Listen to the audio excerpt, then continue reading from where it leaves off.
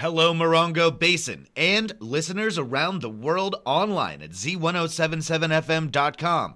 Here is the Z107.7 local news for Monday, February 24th, 2025. Congressman Jay Obernolte held a meeting at the Yucca Valley Community Center on Saturday morning, during which he fielded questions from a contentious crowd who expressed concerns about the federal government with a focus on recent layoffs that impacted Joshua Tree National Park.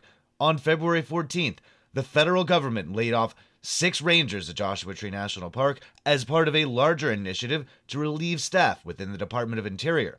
Congressman Obernolte expressed his dissatisfaction with the layoffs, saying, Okay, so I think it was a mistake to lay off the people in the National Park System. We pushed back and we're getting that mistake. So say that out loud. Tell your buddies in Congress, tell them where the hell you are. Sir, this was a bipartisan effort. Obernolte then said that additional seasonal hires would be added to supplement the national park staff. The meeting saw a number of residents from across the Morongo Basin express their concerns regarding the direction of the federal government. Despite Obernolte's continued calls for decorum alongside requests from town manager Curtis Yakimo, the meeting was met with shouts, hollers, and boos from Morongo Basin residents. Since 1964, okay? And it's not going away, and if it goes away, where does that leave all of us? It leaves us watching books get burned. That's where it leaves us. What's the not get burned in democracy, ever? Okay, so to be clear, we're all working towards a society where everybody is treated equally and fairly. Until we get there, none of this will be necessary. And I'm hoping that we're almost there. All right, we're back to Morongo.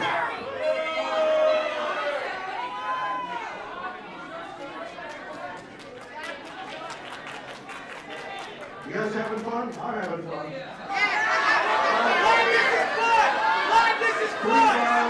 Obernolte 4269. The final speaker at the meeting was newly elected 29 Palms City Council member April Ramirez, who thanked Congressman Obernolte for his support of active service people. And so I was asked on behalf of 36 active duty military families that did benefit, that said before, we didn't have diapers, we didn't have wipes, and because of this pay increase for our current active duty military members, we are now able to breathe freely. So I was asked to just come and say thank you for the steps and the energy that is being put in to taking care of our active duty military, because this is when it truly is important to take care of them, and not when it's too late, when we're veterans and when they're on the streets and when they don't have accessible health care. It has to start from the beginning. So I just want to say thank you for taking those steps. Also at Saturday's meeting, an official statement on the proposed tower project in Morongo Valley was given by Congressman Obernolte. Reporter Gabriel Hart takes a closer look at Obernolte's statement and why one Morongo Valley community activist remains skeptical. In a break between impassioned shouting from community members, Morongo Valley resident Sarah Fernandez raised a question regarding the proposed tower development on the west end of Morongo, in which she pleaded, "Don't exploit our federal lands." Fernandez, who has been leading Morongo Valley residents' organized opposition to the tower project for the past 3 years, was surprised by Obernolte's answer. Don't exploit our federal lands.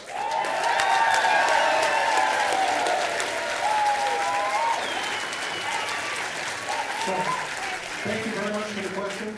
I met with the town council this morning before this community meeting, and I'm told that the developer is withdrawing their application for that tower and they're going to find a different place to build it.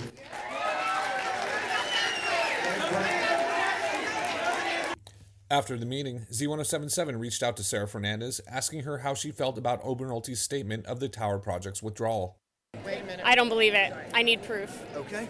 I don't want to take for granted the progress we've made, and I also want to trust the congressman, but I don't understand why he would be discussing a BLM project in Morongo Valley with Yucca Valley Town Council.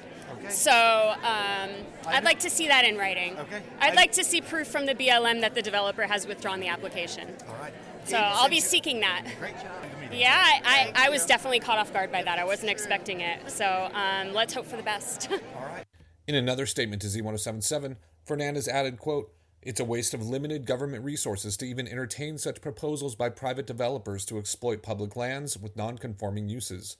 If government efficiency is a focus of the administration, we need to stop wasting everyone's time and energy on these charades that use government staff to justify commercial enterprises that do more environmental harm than any public good," unquote. Reporting for Z107.7, this is Gabriel Hart. In the wake of recent national park layoffs, reporter Hillary Sloan has a personal story of being lost and found in Joshua Tree National Park. She's here to tell you why park rangers matter. In 2020, I got lost in Joshua Tree National Park. What was meant to be a short morning hike turned into a life-threatening ordeal. I wandered without food or water for 14 hours with an unreliable GPS and a draining phone battery. As the sun set and dehydration set in, I feared I wouldn't make it out alive.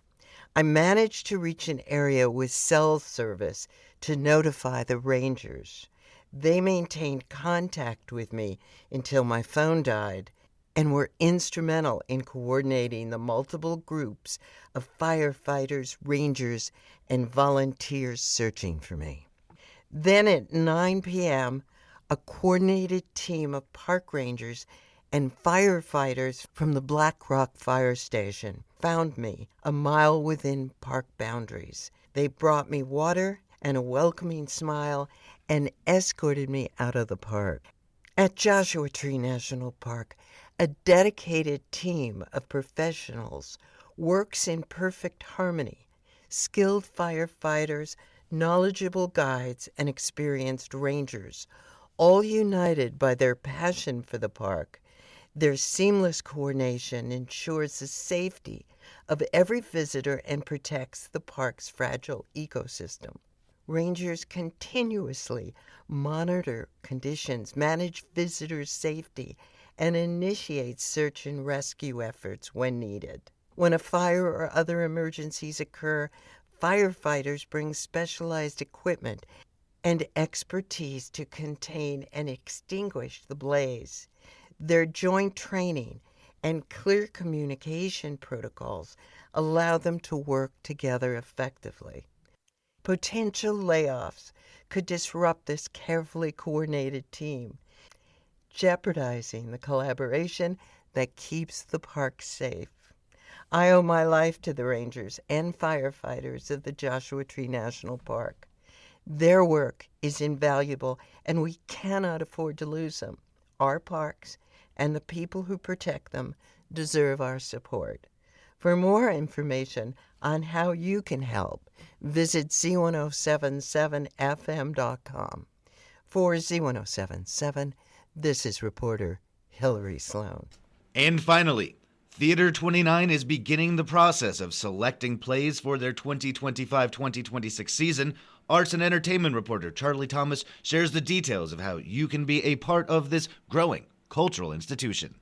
Theater 29 is beginning the process of selecting comedies, dramas, musicals, cabarets, and specialty productions for their upcoming 2025-26 season. Area theatrical directors are being invited to submit suggested plays for consideration. The Theater 29 Play Selection Committee is requesting prospective directors to submit 2 titles, preferably both musical and non-musical titles. Submitters must provide a script and an estimation of the show's budget, including at least estimated royalties and script costs. New directors are asked to include a directorial resume or biography of the candidate's theatrical background. Full details for the submission process are available at theater29.org. The deadline for submissions is March 31st, 2025. Reporting for Z107.7, this is arts and entertainment reporter Charlie Thomas.